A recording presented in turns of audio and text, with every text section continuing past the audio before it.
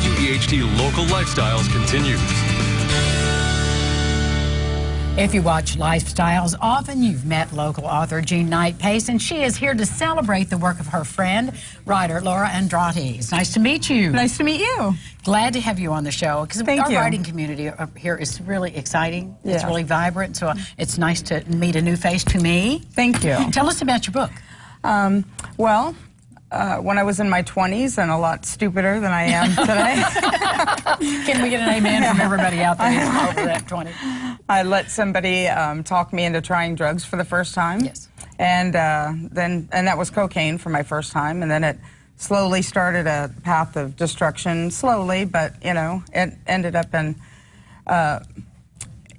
eventually started dealing drugs, methamphetamine, and was lost in that world for about 4 years to my family and everybody, and got involved with the Mexican drug cartel, and barely made it out alive.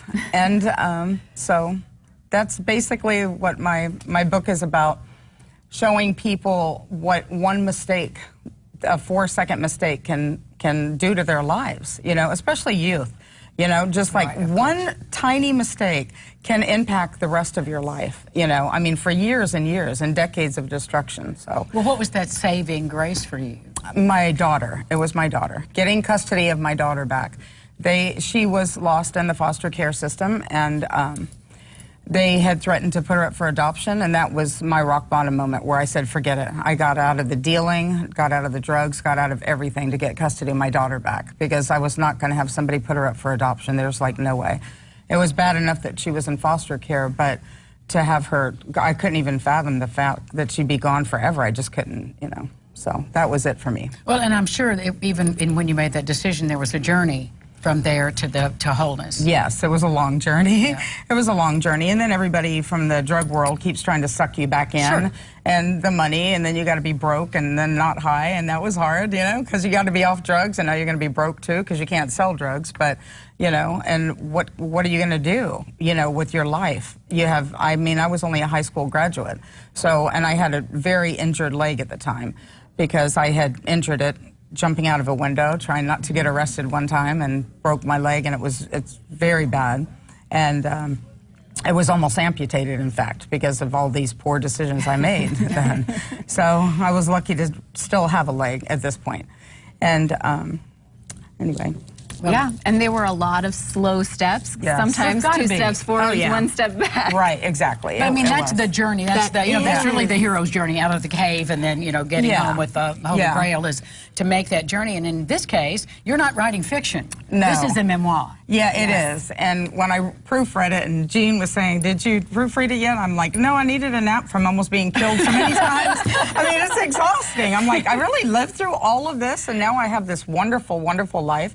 It's just incredible. But it's a story of hope, because we don't, you know, we hear this so seldom. Yes. It's the you spiral out and that's it. And right, exactly. The eventuality you were anticipating, losing your daughter and losing your own life, didn't happen. So was it, what was it in you that other people don't seem to be able to muster or marshal that made you drag yourself really through this mire of what you had to accomplish to get your daughter? I didn't want to end up like everybody else, and I just was so sick of that world, because you trust everybody in there. You're trusting these people, and they're all stealing from you or trying to kill you, and you know, the most untrustworthy people and those were my friends. You know, those are the people I trusted that were doing these things to me, not some stranger. So you can't. I didn't want a life with those kind of people in my life the rest of my life. I just didn't want it. I wanted something better. You know, something I could trust and something I could live for. I just did not want that anymore. I was so tired of people stealing from me, ripping me off. You know, you leave something with somebody and think it's going to be safe, it's gone. I was just so sick of it, you know, and everybody above you or below you is trying to knock you out of the way so they can assume your position. Be part of the hierarchy. Yeah, I was pretty high up there in the drug world. I was selling, you know, about $3,000 of drugs at a time. So it wasn't like nickel and dime. It was very dangerous. And now I look back and I'm like, oh my gosh, I was really in all that danger. Somebody was looking out for me the whole time, because I just can't believe, you know, how much danger I was in. But back then I was so naive. I was just like, oh, they're just my friends, la-di-da, you know. Well, what a story to tell, though, really, Gigi. Well, and that's what's so remarkable is I met Laura when she was you know, back on track. And so it was so interesting for us to go through these memories and this story together and to realize how changed a person can become. And to think all those years ago, she was someone completely different. Exactly. Totally completely different than the woman she is now, completely different than the woman I knew. And to see that happen was really miraculous. It's one of the most beautiful things it that is I've been holy able to when you make experience. that transformation. That is a holy and sacred thing. Thank you for being so transparent and sharing your story. You can meet her, get a copy of the book coming up on this Saturday. This Saturday Barnes & Noble from 2 to 4.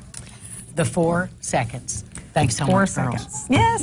We'll be back with more local lifestyles right after this.